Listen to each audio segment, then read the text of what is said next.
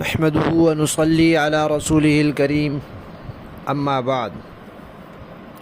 ترجمے والے قرآن پاک کا صفحہ نمبر 968، 26واں پارہ سورہ قاف، دوسرا رکوع، آیت نمبر 16 تا 22۔ اعوذ باللہ من الشیطان الرجیم، بسم اللہ الرحمن الرحیم۔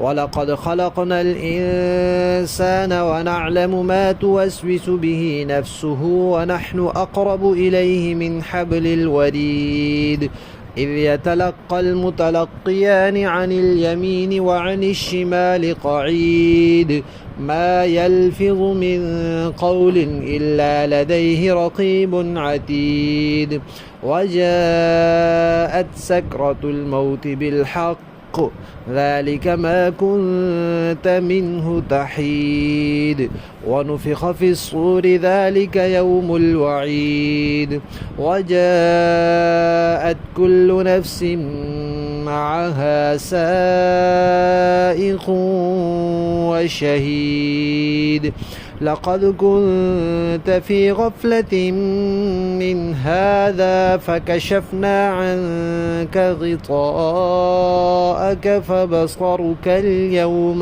حديد۔ صدق اللہ العظیم۔ گزشتہ آیات میں اس بات کا تذکرہ آیا تھا کہ وہ کہتے تھے کہ ہم جب مر جائیں گے پھر مٹی ہو جائیں گے تو پھر دوبارہ کیسے لوٹیں گے، یہ تو ہماری سمجھ میں بات نہیں آتی۔ تو پھر قیامت کے امکان پر اللہ تعالیٰ نے اپنی قدرت کی کچھ چیزوں کا تذکرہ فرمایا تھا کہ اللہ تعالیٰ بارش برساتے ہیں، اس سے مردہ زمین کو زندہ کر دیتے ہیں، تو اسی طرح دوبارہ قیامت میں بھی اللہ اٹھائیں گے اور اٹھانے پر قادر ہیں۔ تو قیامت کے امکان کا بیان تھا، اب قیامت کے واقع ہونے کا بیان ہے۔ اور قیامت میں چونکہ حساب کتاب ہے، بدلہ دینا ہے، اس کے لیے کامل علم کی ضرورت ہے کہ ہر ایک کے اعمال کا علم ہو۔ تو پھر قیامت کے تذکرے سے پہلے تمہید کے طور پر اللہ تعالیٰ کی قدرت اور اللہ تعالیٰ کے علم کا تذکرہ ہے۔ پہلے فرمایا کہ ہم نے انسان کو پیدا کیا، یہ اللہ کی قدرت ہے، اپنی قدرت سے پیدا کیا، تو لہذا پہلے بھی پیدا کیا، آئندہ بھی پیدا کرنے پر قادر ہے۔ اور پھر یہ بتایا کہ جو کچھ اس کے دل میں خیالات آتے ہیں ہم ان سے بھی واقف ہیں، جو اعمال یہ کرتا ہے، جو الفاظ یہ بولتا ہے، وہ تو بڑے آرام سے سامنے ہیں، جو دل میں خیالات ہیں ہم ان سے بھی واقف ہیں، لہذا علم بھی کامل ہے، قدرت بھی کامل ہے، اس کا تذکرہ آیا۔ اور اس سے پہلے یہ بات آئی تھی کہ انسان کا جسم دفن کیا جاتا ہے تو انبیاء کے جسم تو محفوظ ہوتے ہیں، باقی کچھ لوگوں کے جسم اللہ تعالیٰ اپنی قدرت سے محفوظ رکھتے ہیں۔ عام انسانوں کے جسم عام طور پر آہستہ آہستہ مٹی کھا لیتی ہے اور وہ مٹی بن جاتے ہیں، لیکن مٹی کے وہ اجزاء بھی اللہ تعالیٰ کے علم میں ہیں۔ اللہ تعالیٰ جانتے ہیں کہ یہ مٹی کا یہ ذرہ فلاں شخص کے جسم کا فلاں حصہ ہے، وہ وہیں جا کے جڑ جائے گا۔ اور وہ اجزاء اللہ تعالیٰ نے فرمایا کہ وہ لوح محفوظ میں بھی ہیں۔ جب اللہ تعالیٰ جانتے ہیں تو پھر لوح محفوظ میں کیوں ہیں، اس کی کوئی حکمت ہے، کوئی مصلحت ہے، وہ اللہ جانتے ہیں۔ تو یہاں یہ بتایا کہ ہر انسان کے اعمال، اس کے افعال، اس کے اقوال، اس کے دل کے خیالات سب اللہ جانتے ہیں، لیکن اس کے باوجود دو فرشتے بیٹھے ہیں دائیں بائیں کرامن کاتبین، یہ اس کی ہر بات لکھتے ہیں، ہر کام لکھتے ہیں۔ بھائی جب اللہ جانتے ہیں تو پھر لکھتے کیوں ہیں، اس کی بھی ایک مصلحت ہے۔ وہ مصلحت تو نہیں بتائی تھی کہ انسان کے ذرات اللہ جانتے ہیں اور لوح محفوظ میں لکھے ہوئے ہیں، کیوں لکھے ہوئے ہیں اس کی مصلحت نہیں بتائی، لیکن انسان کے یہ جو اعمال ہیں اور اقوال ہیں یہ اللہ جانتے ہیں، دل کے خیالات جانتے ہیں، اور یہ فرشتے لکھ رہے ہیں۔ یہ کیوں لکھ رہے ہیں؟ اس لیے کہ قیامت کے سامنے، قیامت کے دن بندے کے سامنے حجت کے طور پر پیش کی جا سکیں اور اس کے اپنے نامہ اعمال اس کے سامنے آئے۔ تو تو اس کی مصلحت بتا دی ہے۔ اسی طرح رزق کے بارے میں بتایا تھا کہ جس کی روزی اللہ چاہتے ہیں کشادہ کر دیتے ہیں، جس کی چاہتے ہیں تنگ کر دیتے ہیں، لیکن اس میں کوئی مصلحت ہوتی ہے، اب وہ اللہ کی بتائیں نہ بتائیں وہ اللہ تعالیٰ کی مرضی ہے۔ تو اللہ تعالیٰ کے احکامات میں ضرور کوئی نہ کوئی مصلحت ہوتی ہے، لیکن وہ مصلحت کبھی اللہ بیان کر دیتے ہیں اور کبھی بیان نہیں فرماتے۔ اب یہاں ایک تو یہ بات ہے کہ اللہ کی قدرت ہے، انسان کو پیدا کیا، پھر اللہ کا علم ہے کہ جو کچھ اس کے دل میں خیالات آتے ہیں اللہ جانتے ہیں، اور یہ بھی فرمایا کہ ہم اس کی گردن کی رگ، جس کو شاہ رگ کہتے ہیں، جو دل سے دماغ تک جاتی ہے، جو کٹ جائے تو انسان مر جاتا ہے، کہ فرمایا ہم اس سے بھی زیادہ قریب ہیں۔ اس سے بھی زیادہ قریب کا کیا مطلب؟ یہ جب کٹ جاتی ہے تو روح کا جسم سے تعلق ایک حد تک ختم ہو جاتا ہے، یعنی روح نکل جاتی ہے، تو گویا اس کی روح اور اس کی جان سے بھی زیادہ قریب ہیں ہم اس کے، اتنے زیادہ قریب ہیں، اور ہم سب کچھ جانتے ہیں، اتنا خود یہ نہیں جانتا جتنا ہم جانتے ہیں۔ پھر کہا کہ 2 فرشتے ہیں لکھنے والے، دائیں بھی اور بائیں بھی، وہ بیٹھے رہتے ہیں لکھ رہے ہوتے ہیں۔ جب وہ فرشتے لکھ رہے ہوتے ہیں تب بھی اللہ زیادہ قریب ہوتے ہیں، اللہ زیادہ قریب ہوتے ہیں۔ جو لفظ انسان بولتا ہے لکھنے کے لیے بالکل وہ تیار بیٹھے ہیں، بس وہ بولتا ہے اور یہ لکھتے ہیں۔ پھر جی کیا ہوتا ہے؟ موت کا وقت آ جاتا ہے، اور موت کا آنا بالکل برحق ہے، ضرور سچ مچ آ کر رہنی ہے موت۔ تو پھر بندے سے کہا جاتا ہے کہ یہ ہے وہ چیز جس سے تو بدکتا تھا، تو بھاگتا تھا۔ انسان کوشش تو کرتا ہے کہ بھائی میری موت نہ آئے، میری عمر لمبی ہو، میں کچھ اور جی لوں، لیکن جو موت کا وقت ہے وہ تو آ کر رہتا ہے، اور کوئی اگر یہ چاہے کہ میں کبھی نہ مروں تو یہ تو نہیں ہو سکتا۔ تو جس سے تو بدکتا تھا، ایک تو طبعاً انسان ذرا عام طور پہ موت کو پسند نہیں کرتا، اور دوسرا یہ کہ دنیا کی محبت انسان کو موت سے بھاگنے پر مجبور کرتی ہے کہ بھئی موت کو ناپسند کرے کہ موت نہ آئے۔ تو کہا یہ وہ چیز ہے جس سے تو بھاگتا تھا لیکن وہ آ کر رہی۔ یہ ہو گئی چھوٹی موت، چھوٹی قیامت، انفرادی موت۔ ایک پورے عالم کی موت ہے، وہ بڑی قیامت ہے، وہ جی سور پھونکا جائے گا اور سارا کچھ ختم ہو جائے گا، پھر دوبارہ سور پھونکا جائے گا، پھر قیامت قائم ہوگی۔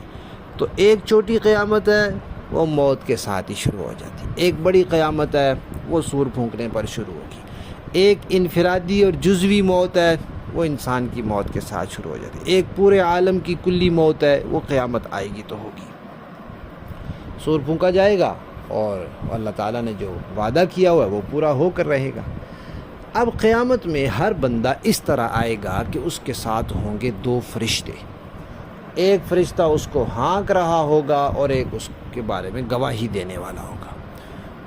حضرات مفسرین کرام نے لکھا ہے کہ بظاہر یہی اندازہ ہوتا ہے کہ یہ وہی فرشتے ہوں گے جو انسان کے دائیں بائیں نامہ اعمال لکھنے والے ہیں، کوئی اور بھی ہو سکتے ہیں، اللہ تعالیٰ کو بہتر معلوم ہے۔ اور جو وہاں کفار ہوں گے ان سے کہا جائے گا جی ہاں آپ اسی دن کے سے غافل تھے اور اس کا انکار کرتے تھے، اور نبی آپ کو کہتے تھے کہ قیامت آئے گی تو آپ مذاق اڑاتے تھے، آج ہم نے پردے ہٹا دیے ہیں، اب اپنی آنکھوں سے سارا کچھ دیکھ لو، اب تمہاری نگاہ بڑی تیز ہو گئی ہے، جو دنیا میں نابینا تھا وہ وہاں بینا ہوگا، جو ان پڑھ تھا وہ وہاں پڑھا لکھا ہوگا، ہر کوئی اپنے نامہ اعمال کو خود پڑھ سکے گا اور نگاہ تیز ہوگی، سب کچھ اس کو نظر آ رہا ہوگا۔ ابھی یہ مضمون آگے چل رہا ہے، باقی انشاءاللہ اگلے سبق میں آئے گا۔ لفظی معنی دیکھیے، وَلَقَدْ اور البتہ، تحقیق پکی بات ہے، خلقنا ہم نے پیدا کیا، الانسان انسان کو، وَنَعْلَمُ اور ہم جانتے ہیں، ما جو کچھ توسوس بہ وسوسے گزرتے ہیں انسان کے، نفس اس کے جی میں، اس کے دل میں جو خیالات آتے ہیں، وَنَحْنُ اور ہم، اقرب زیادہ قریب ہیں، الیہ اس کے، من حبل الورید اس کی گردن کی رگ سے، شہ رگ سے، رگ جان سے بھی زیادہ قریب ہیں، اذ اس وقت بھی جب یتلقا لکھتے ہیں، المتلقیان 2 لکھنے والے، عن الیمین دائیں طرف سے، وعن الشمال اور بائیں طرف سے۔ قعید بیٹھے ہوئے ہوتے ہیں، جب وہ لکھ رہے ہوتے ہیں اس وقت بھی ہم زیادہ قریب ہوتے ہیں۔ ما یلفظ نہیں نکالتا وہ منہ سے، من قول کوئی بات، الا مگر لدیہ اس کے پاس، رقیب ایک نگہبان ہوتا ہے، نگران ہوتا ہے، عتید تیار بیٹھا ہوتا ہے لکھنے کے لیے۔ وجاءت اور آ گئی، سکرۃ الموت موت کی سختی، بالحق حق کے ساتھ، یقیناً سچ مچ، ذالک یہ ہے وہ چیز، ما کنتا جس سے تو تھا منہ جس سے تحید بدکتا تھا، بھاگتا تھا، ناپسند کرتا تھا۔ وَنُفِخَ اور پھونکا جائے گا، فی الصور سور میں، ذالک یہی ہوگا، یوم الوعید ڈرائے جانے کا دن جس سے انبیاء ڈراتے تھے۔ وجاءت اور آئے گا، حاضر ہوگا، کل نفس ہر بندہ، اس طرح حاضر ہوگا کہ معہا اس کے ساتھ، سائقن ایک چلانے والا، ایک ہانکنے والا ہوگا، و شہید اور ایک گواہ ہوگا۔ اور کافر سے کہا جائے گا، لقد کنتا پکی بات ہے کہ تو تھا، فی غفلت غفلت میں، من ھذا اس سے، اس دن سے، فکشفنا تو ہم نے ہٹا دیا، عنک تجھ سے، غطاءک تیرا پردہ۔ دنیا میں پردہ ہوتا ہے، دنیا سے انسان آخرت کو نہیں دیکھ سکتا۔ فبصرک تو تیری نگاہ، فبصرک تیری نگاہ، الیوم آج کے دن، حدید بڑی تیز ہے۔ باب محاورہ دیکھیں جی۔ وَلَقَدْ خَلَقْنَا الْإِنسَانَ وَنَعْلَمُ مَا تُوَسْوِسُ بِهِ نَفْسُهُ وَنَحْنُ أَقْرَبُ إِلَيْهِ مِنْ حَبْلِ الْوَرِيدِ اور حقیقت یہ ہے کہ ہم نے انسان کو پیدا کیا ہے اور اس کے دل میں جو خیالات آتے ہیں ان تک سے ہم خوب واقف ہیں، اور ہم اس کی شہرگ سے بھی زیادہ اس کے قریب ہیں۔ اِذْ يَتَلَقَّى الْمُتَلَقِّيَانِ عَنِ الْيَمِينِ وَعَنِ الشِّمَالِ قَعِيدٌ اس وقت بھی جب اعمال کو لکھنے والے دو فرشتے لکھ رہے ہوتے ہیں، ایک دائیں جانب اور دوسرا بائیں جانب بیٹھا ہوتا ہے، ما یلفظ من قول الا لدیہ رقیب عتید انسان کوئی لفظ زبان سے نکال نہیں پاتا مگر اس پر ایک نگران مقرر ہوتا ہے، ہر وقت لکھنے کے لیے تیار۔ وجاءت سکرۃ الموت بالحق ذلك ما كنت منه تحید اور موت کی سختی سچ مچ آنے ہی والی ہے، اے انسان یہ وہ چیز ہے جس سے تو بدکتا تھا۔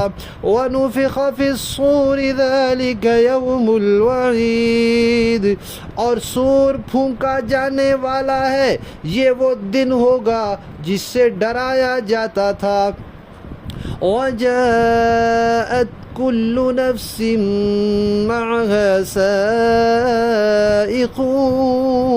وَشَهِيدٌ اور ہر شخص اس طرح آئے گا کہ اس کے ساتھ ایک ہانکنے والا ہوگا اور ایک گواہی دینے والا۔ لقد كنت في غفلة من هذا فكشفنا عنك غطاءك فبصرك اليوم حديد حقیقت یہ ہے کہ تو اس واقعے کی طرف سے غفلت میں پڑا ہوا تھا، آج ہم نے تجھ سے وہ پردہ ہٹا دیا ہے جو تجھ پر پڑا ہوا تھا، چنانچہ آج تیری نگاہ خوب تیز ہو گئی ہے۔ صدق اللہ العظیم۔